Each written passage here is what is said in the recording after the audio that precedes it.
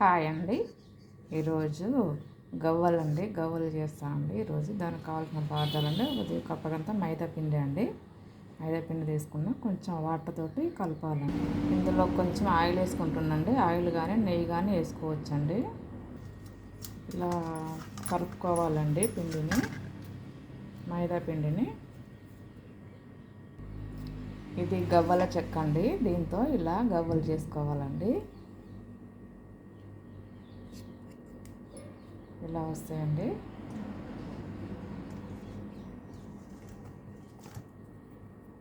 కొంచెం పిండి ఇట్లా తీసుకొని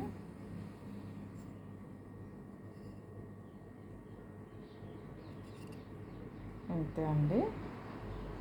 ఇట్లా వస్తాయండి. అన్నీ చేసుకోవాలండి. ఇలా చేసుకోవాలండి గవ్వలు. ఇప్పుడు పెట్టుకొని ఆయిల్ కాలిన తర్వాత ఇవన్నీ ఇట్లా వేసుకోవాలండి. కాల్చుకోవాలి ఆయిల్లో.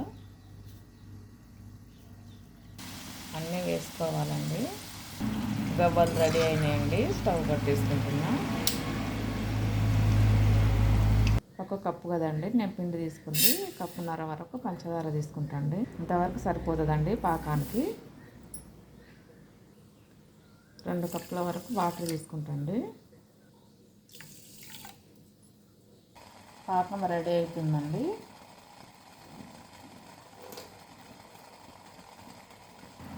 కొంచెం ఇలాచి అండి.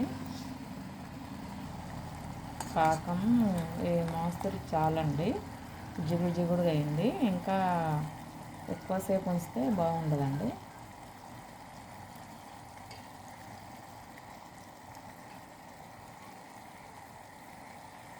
చాలండి. స్టవ్ ఆపేస్తున్నా.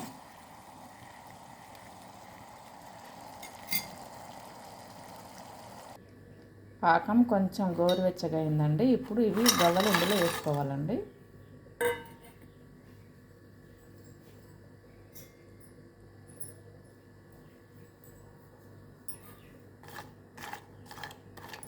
కొద్దిసేపు ఉంచి తీయాలండి.